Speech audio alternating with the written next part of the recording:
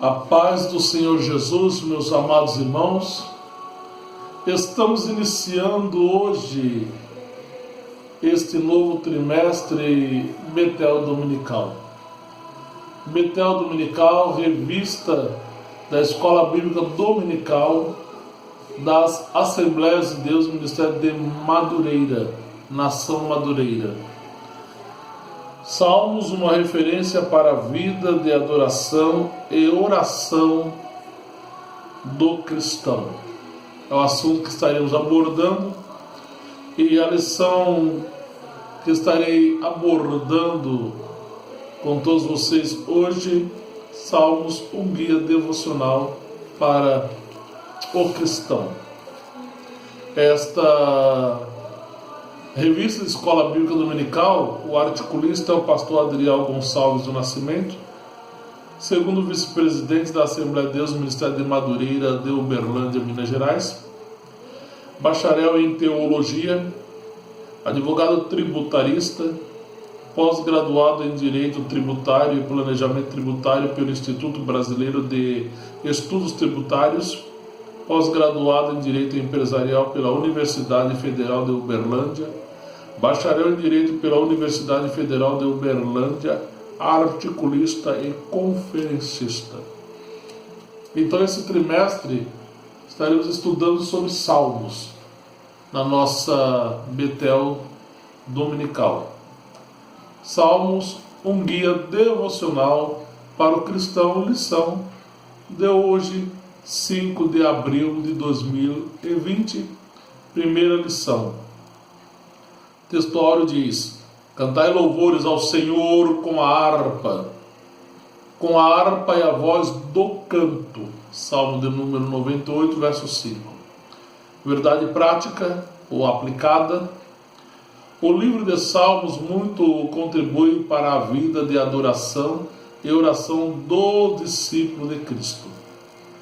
Objetivos da lição: apresentar uma visão panorâmica dos Salmos, mostrar a importância dos cânticos, destacar alguns termos específicos dos Salmos. Salmo de número 42: como o cervo brama pelas correntes das águas, assim suspira minha alma por ti, ó Deus. Salmo 44: ó Deus, nós ouvimos com os nossos ouvidos, e nossos pais nos têm contado os feitos que realizastes em seus dias nos tempos da antiguidade. Salmo 45: o meu coração ferve com palavras boas, falo do que tenho feito no tocante ao rei. A minha língua é a pena de um destro escritor. Destro escritor é um escritor habilidoso. O que você tem que entender, meu amado, minha amada, é que Deus é a nossa rocha, Deus é o nosso rei, Deus é a nossa justiça, Deus é o nosso guia, Deus é o nosso salvador, Deus é o nosso juiz.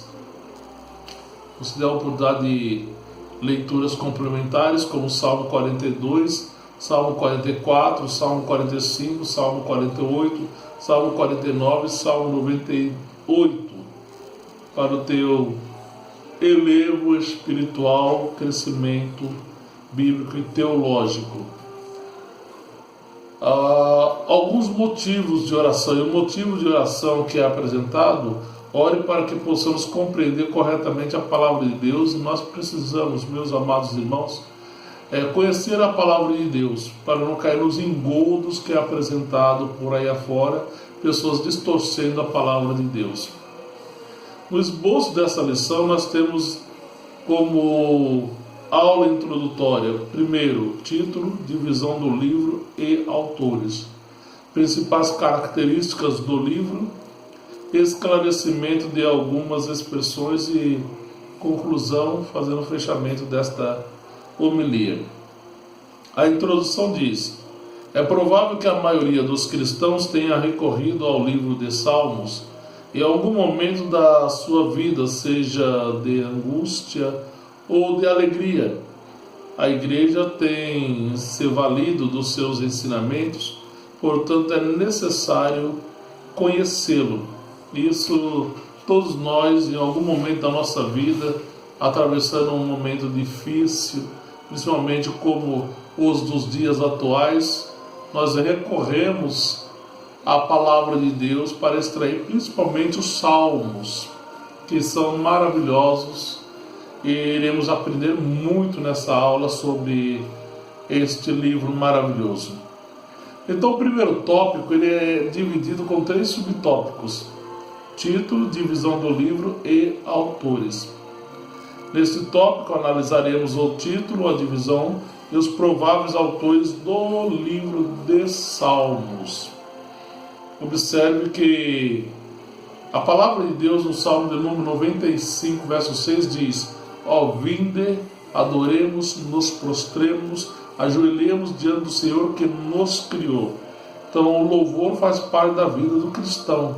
Em todo momento nós precisamos louvar e exaltar o nome do Senhor nosso Deus.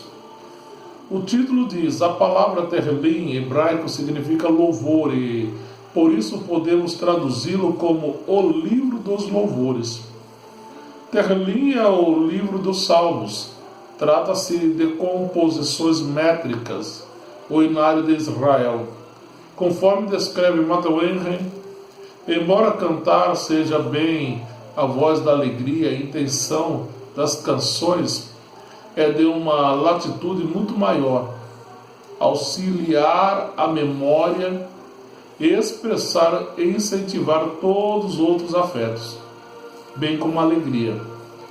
No livro de Salmos, encontramos a enunciação de diversos sentimentos, alegria e tristeza, desejo de intimidade e proteção do Senhor e exaltação dos seus feitos. Este livro divinamente inspirado por Deus não se resume a uma canção. Os versos de Tehillim, que é Salmos, ensinam, alertam e trazem à memória os feitos e agir de Deus. Percebemos que o louvor genuíno deve fazer parte da vida do cristão. Por intermédio do louvor exaltamos a Deus por sua soberania e seus feitos. Então, como o assunto está atrelado, Salmos, um guia devocional para o cristão, precisamos entender que devocional é a demonstração e admiração por algo ou alguma coisa. Então, devocional é a demonstração da devoção e admiração por algo ou alguma coisa, normalmente relacionado com os aspectos religiosos, que é o nosso caso. No âmbito religioso, devocional é o período de tempo em que uma pessoa separa para dedicar a Deus, ou seja, fazer orações, agradecimentos, leituras e discussões sobre a Bíblia. Por norma, alguns cristãos dedicam algumas horas ou minutos do dia para declarar e enaltecer o amor por Deus. Este momento é chamado devocional diário. Quando alguém é convidado para trazer uma saudação, ela tem que compreender que ela tem 5 minutos para utilizar-se, para apresentar ali a sua saudação. É o tempo que a ela é destinado. Quando é convidado para trazer uma palavra, então essa pessoa ela tem até 10 minutos para poder discorrer algo que traga edificação para as pessoas que os estão ouvindo, porque com certeza já tem o ministrante oficial que vai ministrar a palavra de Deus. Agora, o devocional é uma coisa particular que a pessoa ela quer compartilhar com outra pessoa porque serviu para ela e ela espera que aquilo que serviu para ela, que fez bem na vida dela, sirva para outra e também faça bem para a vida daquela outra pessoa também. Então isso é um devocional. Quando o assunto aqui trata-se de composições métricas do hinário de Israel, composição métrica é a medida de verso, a composição métrica é a medida do verso de uma poesia. Isso é composição métrica. Ao estudo da medida de cada verso é dado o nome de metrificação, e a prática das contagens das sílabas poéticas é chamada de escansão, que ocorre de forma auditiva diferente do sistema praticado na escrita gráfica, onde impera a contagem simples das sílabas. Isso é uma composição métrica. Lucas Freire, em seu artigo A Igreja Deveria Cantar Mais Salmos, ele destaca dizendo que o pastor batista Malcolm Watts afirma que a intenção divina foi agrupar salmos destinados ao uso regular e permanente na Igreja de Deus. Então a colocação em inglês aqui é Guardian Book for the Christian Church. Então isso quer dizer inário de Deus para a igreja. Guardian Book for the Christian Church, inário de Deus para a igreja. Então nós precisamos, irmãos, entender que os Salmos, ele é inário da nação de Israel. Os hebreus cantavam muitos e muitos salmos.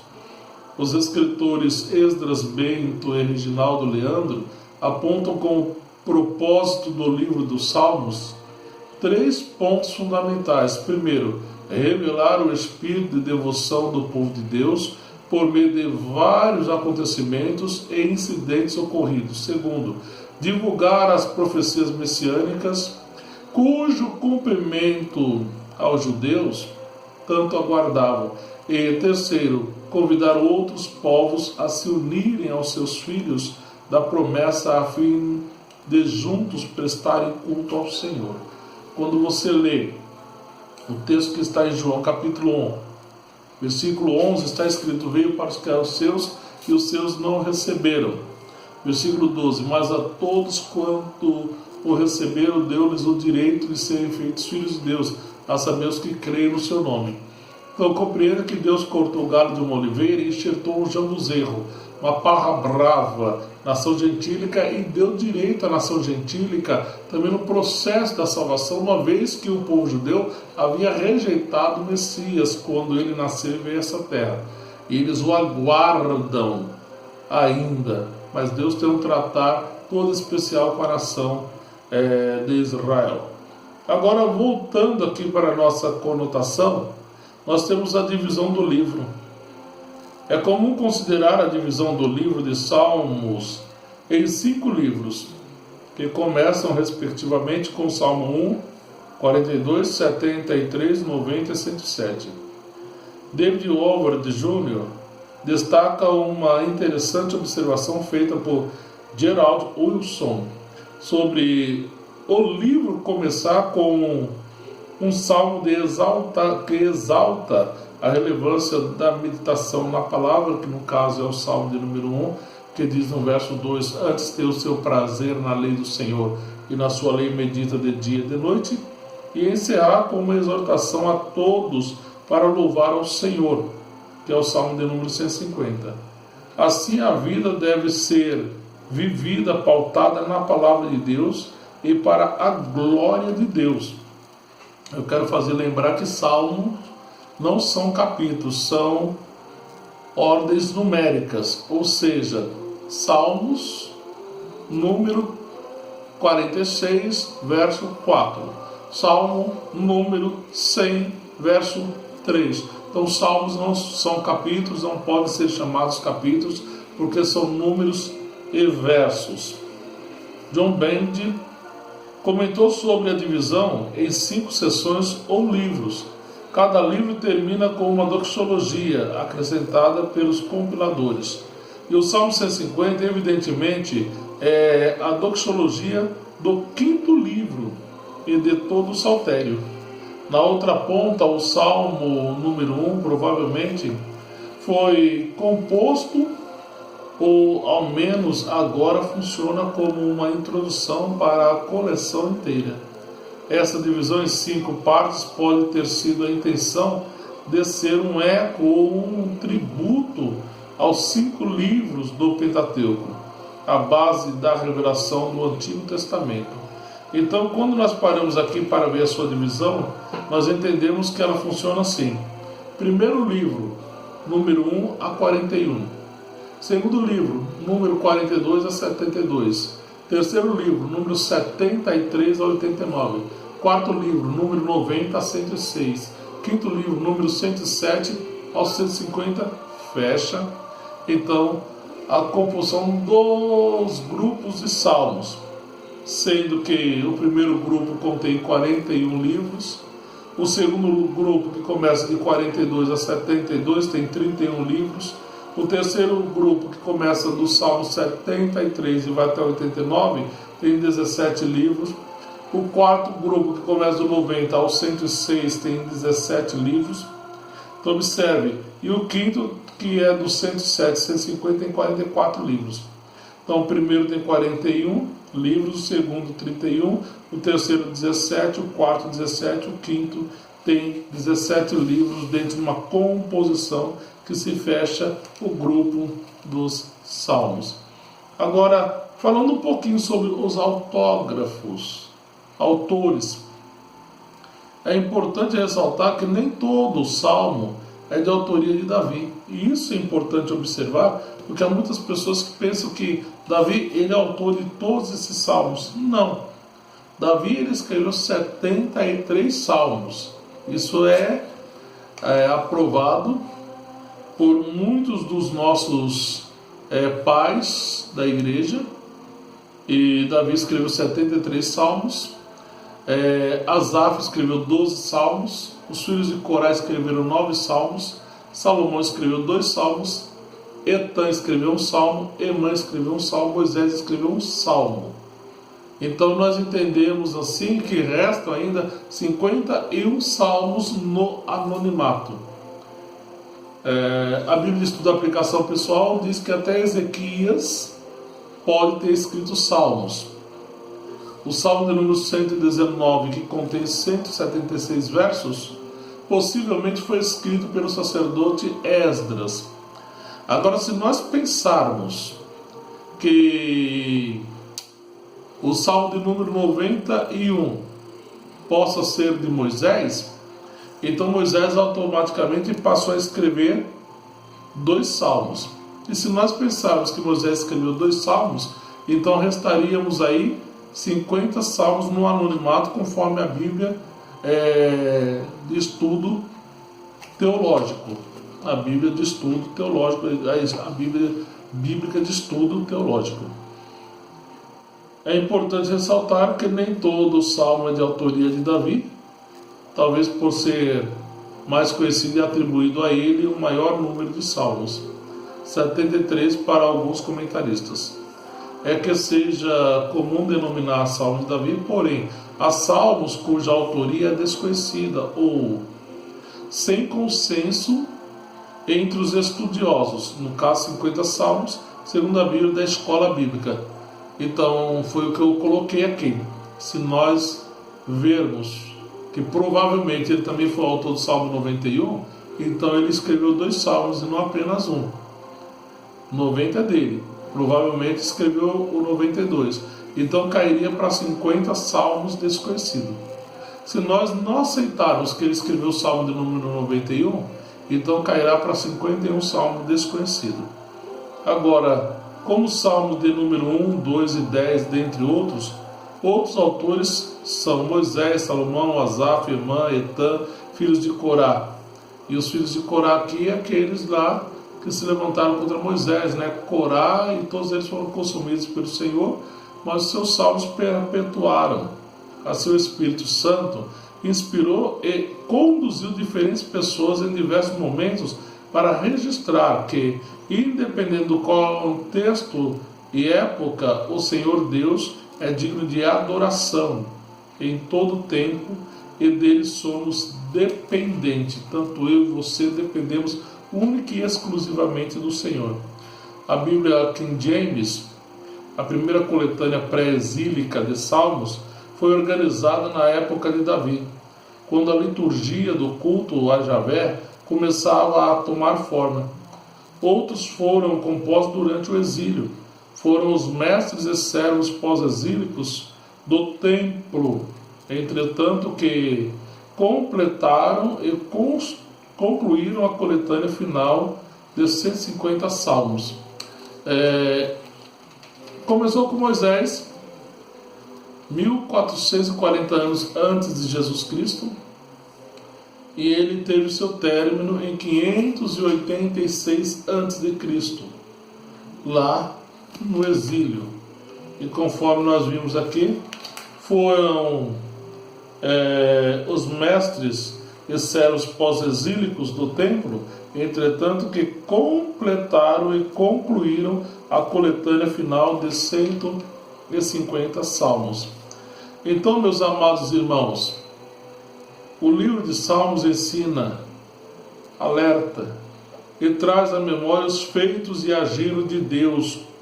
Costuma-se dividi-lo em 5 livros, e que o Espírito Santo inspirou diferentes pessoas em diversos momentos a registrar que só Deus é digno de adoração. Só Ele é digno de adoração. Salmo 105, verso 2: Cantai-lhe salmos, narrai, notificai, revelai todas as suas maravilhas. Voltando para o Salmo 95, verso 6, que é o convite: ó, vinde, adoremos, nos prostremos, ajoelhemos diante do Senhor que nos criou. Ele nos criou para louvor da sua glória. Na continuação da nossa homilia, nós falaremos sobre principais características do livro. Isso é muito importante. Principais características do livro. O livro de Salmos é classificado como leitura poética hebraica, com conteúdo caracterizado por expressões que retratam emoção, ritmo e linguagem metafórica, que vem de metáfora, como comentou Esdras Bento, o que não significa que são textos frutos da imaginação humana. Escritores inspirados por Deus fizeram uso de vários recursos estilísticos para transmitir a mensagem. Então nós temos aqui que são as principais características, e o que nós temos aqui de linguagem metafórica, meus amados irmãos e diletos internautas, para que nós possamos entender que vem de uma figura de linguagem. Então essa aqui é a linguagem metafórica. Agora observe que a poesia hebraica, não apenas no livro de Salmos, encontramos poesia, mas também em outros textos do Antigo Testamento, como o livro de Êxodo, capítulo 15, de 1 a 19, Deuteronômio 32, Juízes 5, versículo 1 a 31, como comentado na Bíblia de Estudo Palavras-Chave. Trata-se de uma poesia diferente de nosso tempo, pois não envolve a rima de sons, mas a rima de pensamentos ou ideias. Encontramos em vários salmos a descrição de sentimentos intensos e como os escritores lidaram com isso, com os mesmos. Como é que eles trabalharam com essa situação? Comentário bíblico Moody: os hebreus deram ao mundo uma herança de expressão poética simples e infantil. Duas principais características a distinguem: acento rítmico, que é o ritmo, e paralelismo. Depois eu vou fazer um aprofundamento dentro dessa conotação.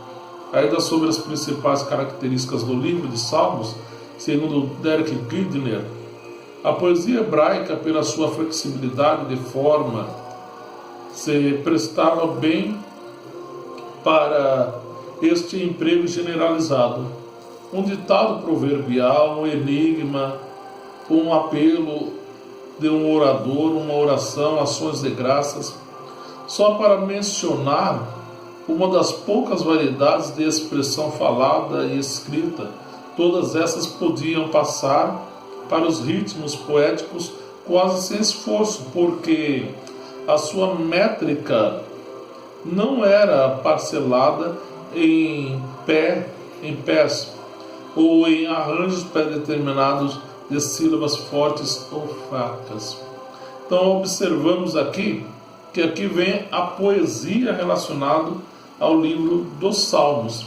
Agora é tão interessante porque eu falei dessa composição dos Salmos.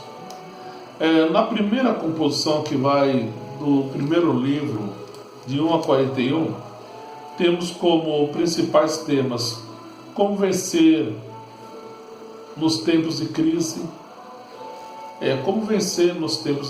Salmo de número 1, louvor e adoração, Salmo de número 2, confissão, Salmo de número 32.